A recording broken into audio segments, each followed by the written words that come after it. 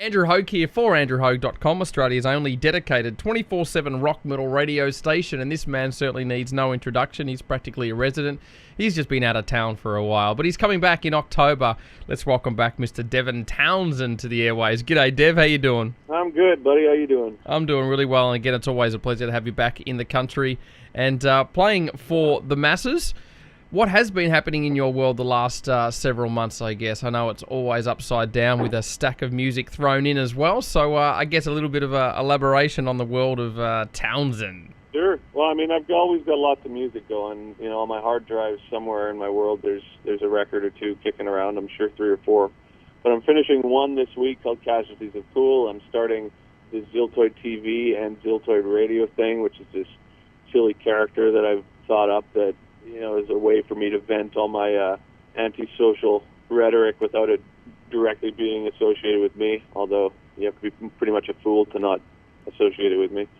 And I've been touring relentlessly, man. It's just been crazy. But, you know, you juxtapose that with real life, being a dad and family and trying to stay healthy and all that, and it's several full-time jobs trying to coincide with each other, but I don't know, man. The best way to put it is I think I'm a functioning, seem to be a functioning psychopath at this point, but at least I'm functioning, right?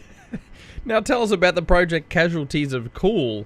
Yeah, it's such an awkward name. I mean, I keep calling it Casualties, but I like the sentiment of Casualties of Cool. It seems to be, you know, pretty much apropos for a lot of folks, right? But I've made in my career now, including strapping, solo, DTB, DTP, Ziltoid, all that shit, it's in the 20s, you know, 24 records or something, and many of them are things that all of them are things that in one way or another I'm really proud of, and they all summarize the period of my life that, you know, I did the best I could with them, and I'm proud of them all.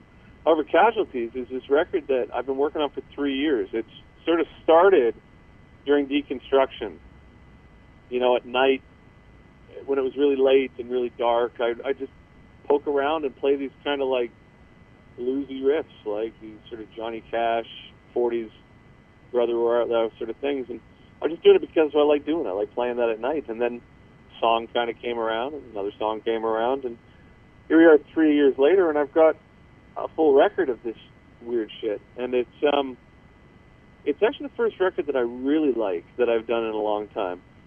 Comparing it to Epicloud, it's like a different person. You know, it's certainly as different from Epicloud as Ghost was from Deconstruction, right?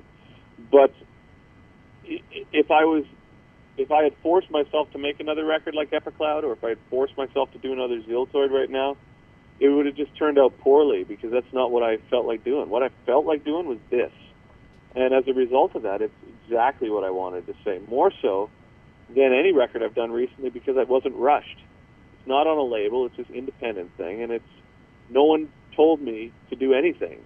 You know, it was just, and I think that's how I function best, when I'm not told what to do. It just happens without any pressure, and first record I've done without pressure, and I love it.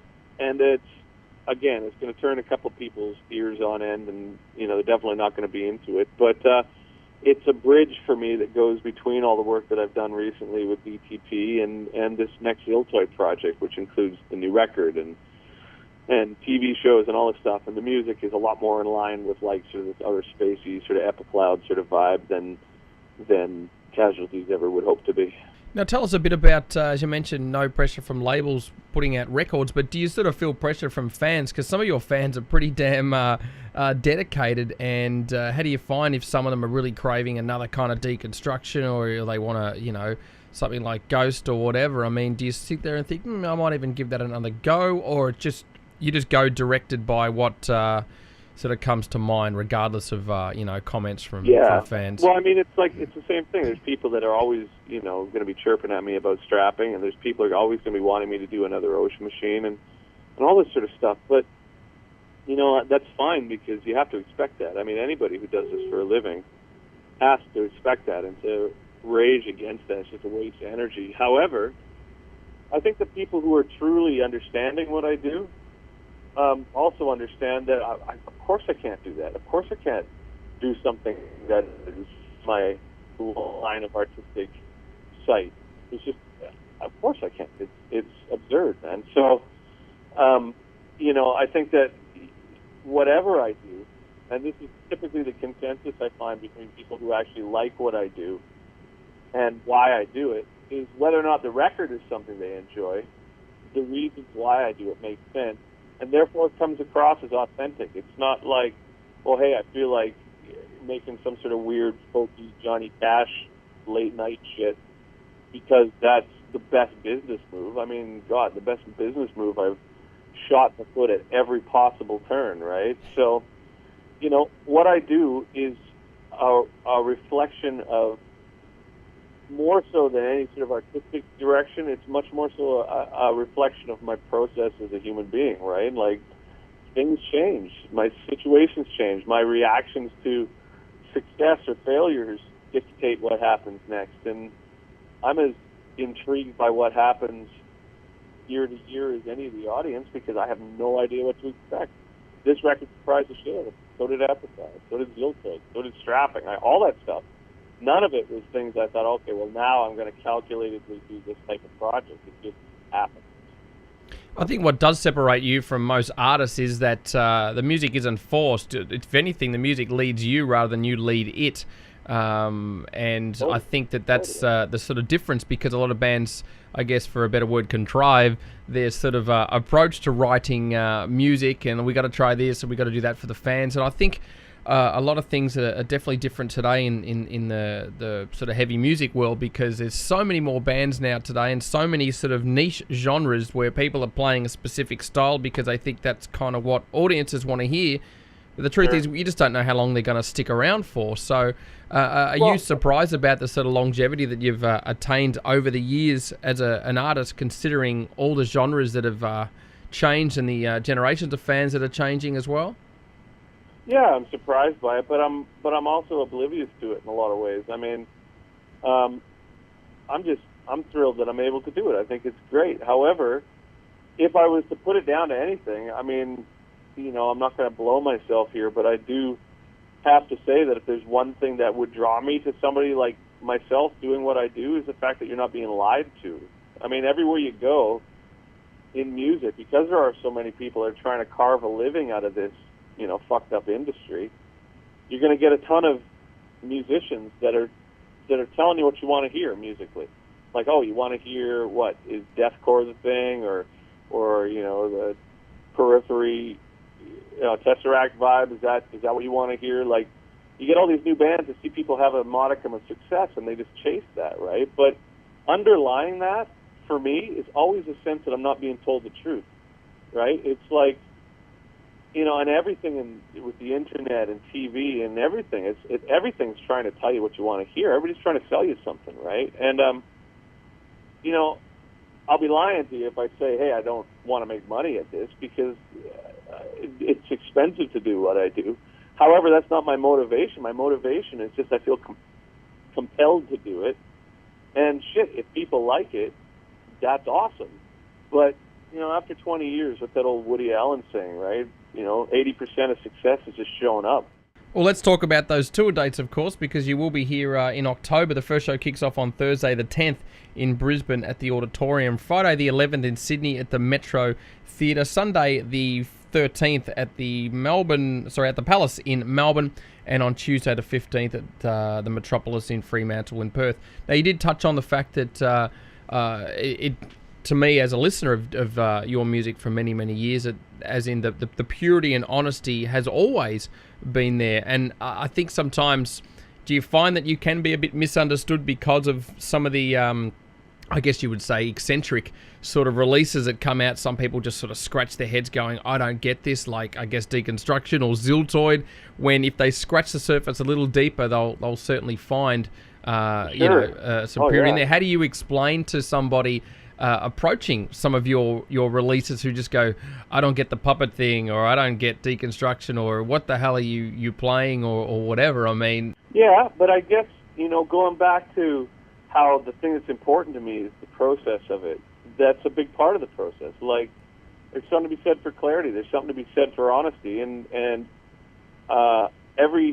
if I find that I make a release that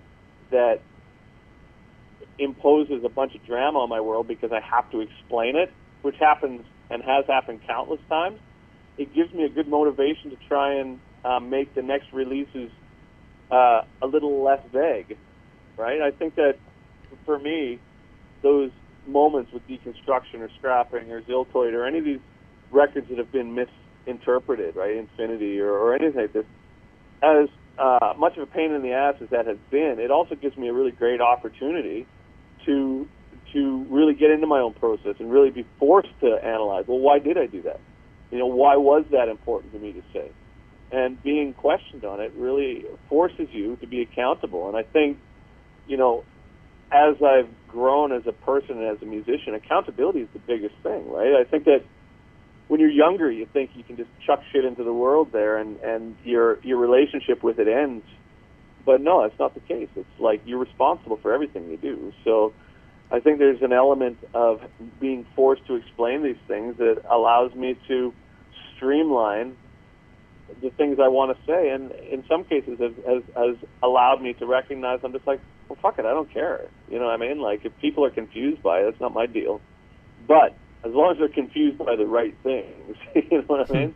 But you can't hold people's hands through it. You got to just, as much as you got to be accountable to yourself, there's a certain element of the creative process that, Joe Blow there, who listens to Kesha or whatever, is going to see, me as just this schizophrenic, ugly 40-year-old playing with puppets, and, what are you going to do, right? Looking back at your career, I mean, when you start to play a couple of songs from some past records, do you get a sort of inner reflection during playing those tracks live of how you felt as a person back then? Because as you said, the music is pretty much leading you as opposed to you leading it. Do you sit there and think, good God, how far you've come as a person, which is quite obvious in a lot of the music you're making over the last couple of years? Like if you go back to a set list and you're playing something from Ocean Machine and you're halfway through a song and people are singing it, do you sort of get that quick moment of reflecting on how you were as a person around the time of making an album like that, as an example? Well, I don't think so. I mean, I guess the thing is, it's a lot of live stuff's just like the technicality of it. You're trying to sing properly and trying to make sure it's good. But I'm so disconnected from what I do, and I always have been. Like, just to reiterate again, it's not about the music for me. It's about the process that creates the music. So all the songs they're just melodies that float around my world. It's not like any of them are particularly precious to me. I don't find like I'm playing a song from any of the records and I think to myself like, oh, that's my song, and oh, when I was there I wrote this. It's just like there's that song that's been in my world since whenever. It's very separate from any sort of person that I actually am. Any of these songs are just this kind of soundtrack that's appeared that I guess I'm familiar enough with now that they're a part of my world. But it's maybe more so than if I get up there and I'm playing, We Will Rock You or something, a cover tune. You're definitely going to be a little bit more emotionally connected to it. But once it's done, it's done. I mean, I put out a record and then people play for me later, and I think to myself like, shit, I don't even remember writing that. Wow. Well, let's get you to say a last couple of words to the Australian fans, and I guess we can get you to pick one of your favourite tracks from Epicloud and possibly something that you probably haven't listened to in a hell of a long time in the Townsend back catalogue. Sure. I really appreciate Australia in more ways than I can express, and I mean, it's typical when people say these sorts of things, but I do mean it, and I have a lot of friends there, and I can't wait to get back. It is beautiful, and I think it's really nice to be able to wrap up this touring cycle with Epicloud in Australia, one of my favorite places ever, right? So I hope to see you there. Off of Epicloud, I'd like to play the song More. I think it's a pretty kicking song. And from the past, shit, I don't even, God, what have I done? Are you talking like recent past or way back? Oh, way back. It's up to you, really. Oh, God. Well, hey, let's listen to, let's listen to Night from Ocean Machine. Awesome. Well, thanks for your time, Devin. Let's check out some music from yourself, of course, Mr. Devin Townsend. Cheers, buddy. On andrewhaug.com. See ya. Cheers, buddy.